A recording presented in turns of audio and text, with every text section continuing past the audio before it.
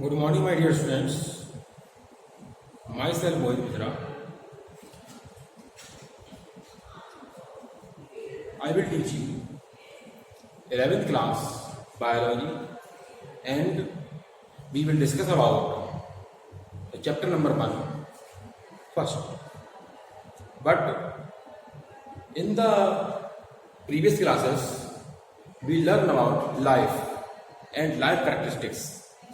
Today we will discuss detailed description about the life processes such as and special characteristics of living beings.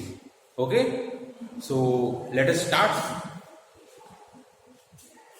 देखिए the characteristics of living beings. बेटा क्या है बेटा? The characteristics of living beings. All the living beings have some special characteristics or common characteristics by which we can say that he is living or non-living. Okay, so let us take definite shape and size. All the organisms which have definite shape, size, and it means all the organisms have definite shape and size. Living organ जितने भी होते हैं बेटा, जिनमें क्या होता है बेटा? डेफिनेट शेप होता है एंड डेफिनेट साइज होता है. विच में change with a narrow range. Okay, with में change in a narrow range. Okay, example आप लिख देते हैं. जैसे आपका अमीबा है, तो अमीबा आपका इस तरह से हो जाएगा. पैरामीशियम आपका है, पैरामीशियम आपका हो जाएगा आपका ये. ठीक है,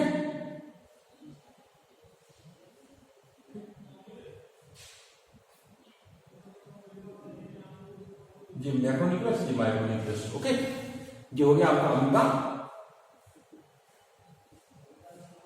और ये हो गया पैरामीशियम. ठीक, तो इसकी क्या देखिए, इसकी डेफिनेट शेप है और साइज है, और इनका जो साइज है नैरो रेंज में लगभग कुछ माइक्रोमीटर म्यूएम में होता है. ओके, अच्छा, तो इसको हमने कंसीडर कर लिया. नेक्स्ट आता है due to this property living organism called morphs. Okay, underline this point. Due to this property, all the living organisms have definite shape and definite size. Okay, with this property, living organism called as morphous. क्या कहलाते हैं बेटा? Morphous कहलाते हैं. अभी morphous क्या होते हैं? Morphous means होता है an organism which has same or a definite shape and size.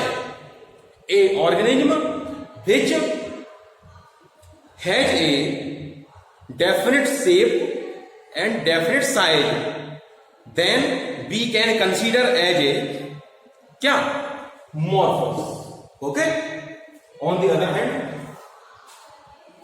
that's why non-living matter termed as amorphous. Non-living matter termed as amorphous. उसको मैं कंसीडर करता हूं किस तरह से ये एमॉर्फस होते हैं, किस तरह से मॉर्फस होते हैं, देख लेते हैं. देखो एमॉर्फस कैसे? साइज ऑफ पार्टिकल्स देखिए.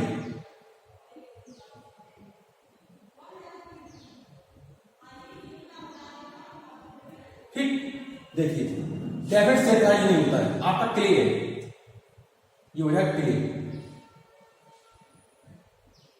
ये हो जाएगा सैंड, पेबल्स, ठीक, स्टोन्स,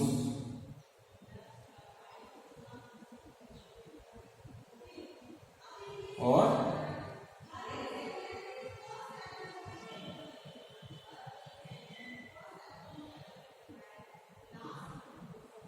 रॉक. ठीक, इट मीन्स इनके साइज जो होता है डिफरेंट शेप का होता है. ओके, और इसको अगर हम क्या करते हैं, ब्लॉक को ब्रेक कर दें तो ये स्टोन में टूट जाएंगे। इनको ब्रेक करें तो पेबल्स में ब्रेक हो जाएंगे, और पेबल्स को ब्रेक करते हैं बेटा तो ये सैंड में ब्रेक हो जाते हैं। एंड सैंड को जब हम ब्रेक करेंगे तो क्ले में ब्रेक हो जाते हैं। It means it has no definite shape and size.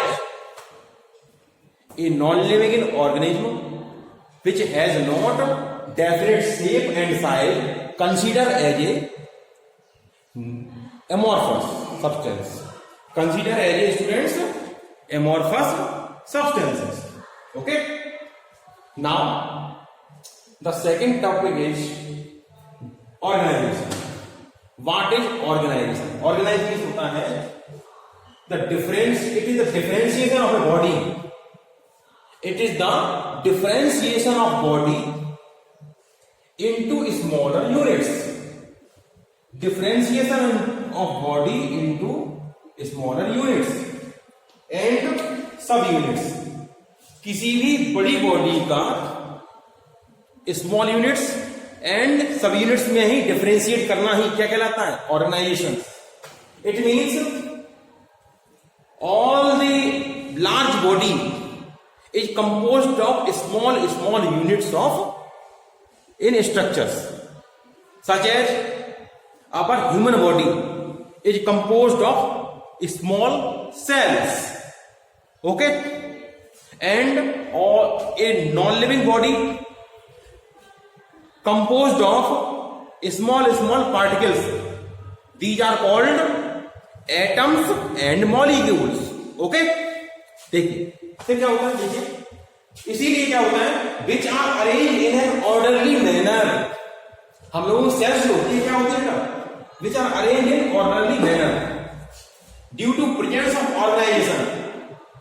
Due to presence of organisation a living person और living being is also called organism.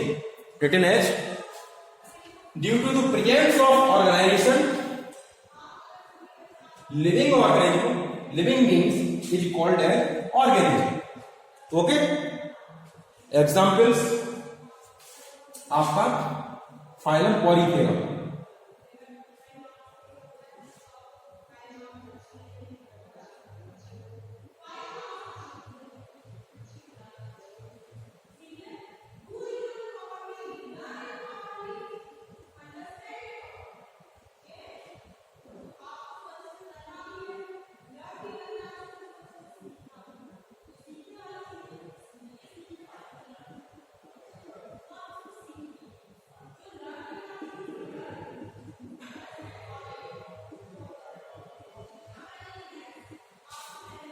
Okay.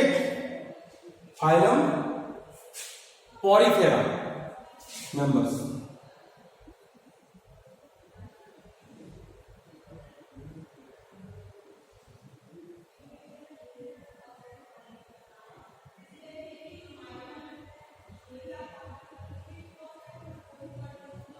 ठीक है. Example एस्कन, साइकन,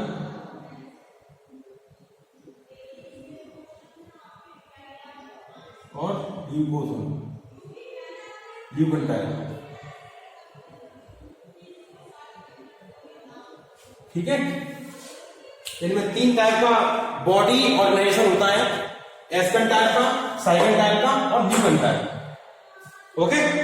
examples, these are the small cells which is a cellular cell aggregate level of organism होता है. इन organism कैसा होता है बेटा?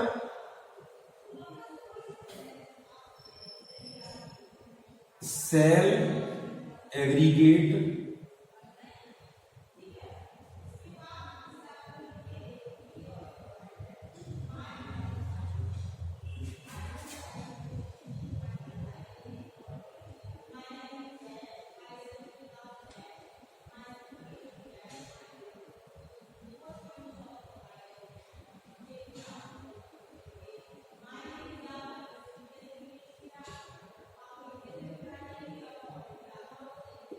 Okay.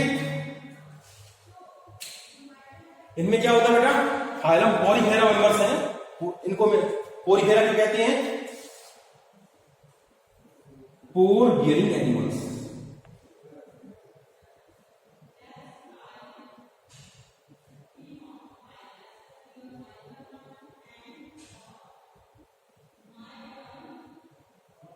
Okay, चलिए देख लेते हैं इनका मैंने क्या बताया, क्योंकि इनका जो बॉडी ऑर्गेनाइजेशन है सेल एग्रीगेट लेवल का है, यानी कि cells are collectively arranged in a manner in such type and form a complete body. This is called osculum. ठीक है, इधर ये ऑस्टिया होते हैं। ठीक है, तो ये आपके क्या कहलाते हैं, ऑर्गेनाइजेशन किसका है, cell aggregate level of organisation है। ओके, नेक्स्ट है आपका ग्रोथ एंड डेवलपमेंट। ग्रोथ क्या है, growth is a permanent and irreversible change. क्या है students, growth is a permanent and irreversible change in the size of a cell. Growth is a permanent and irreversible. Irreversible means that does not change, alter, जिसको हम alter नहीं कर सकते। A change that can't be alter, उसको alter नहीं कर सकते, तो क्या कहलाएगा, irreversible change in the size of a cell। किसमें, किसी सेल के साइज में, एंड ऑर्गन्स, किसी ऑर्गन्स में, और होल ऑर्गेनिज्म या किसी whole organism. Usually accompanied by, जो एकम्पनीड होती हैं by increase in number 1 dry weight, जिनका ड्राई वेट इंक्रीज हो जाए, बाय मास इंक्रीज हो जाए, और नंबर्स।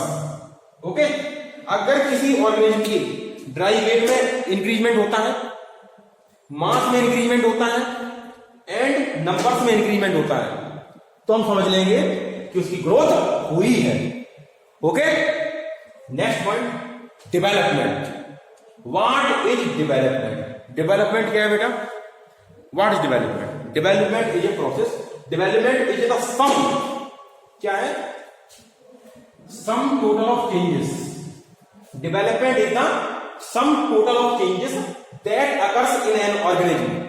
जो क्या होता है, that occurs in a organism during its lifetime, उसकी लाइफ टाइम के अराउंड में होने वाला चेंजेस ही क्या कहलाते हैं, डेवलपमेंट कहलाते हैं। डेवलपमेंट ऑल अराउंड होता है and always be positive. Okay, development can't be negative. Okay, now important point is growth के बारे में डिस्कस कर लेते हैं। Growth is a progressive increase. Okay, growth क्या बेटा, growth is a progressive which always move forward direction. Progressive increase in size, weight of an organism due to protoplasmic substances underline this substance within a cell. Okay, किसी cell के अंदर protoplasmic substances की addition के कारण, growth के कारण, addition के कारण, इंक्रीजमेंट के कारण, अगर कोई चीज इंक्रीज हो रही है तो वो ग्रोथ कहलाती है। And apoplasmic substances outside the cell, cell के बाहर से कोई चीज ऐड हो जाए उसमें तो वो कहलाती है एपोप्लाज्मिक सब्सटेंसेस। यानी कि ग्रोथ क्या है, growth is the progressive increase in the size, weight of an organism due to protoplasmic substances within a cell and adaptation apoplasmic substances outside the cells. Okay, so this is all about the today's topic. I hope you all enjoy today's class, and all students of class 11th write down these important points on your notebook and show me to you my WhatsApp number or in your group of biology. Okay, और जिसमें मैंने आपको add किया है, okay, उसमें आप कर सकते हैं, ठीक है।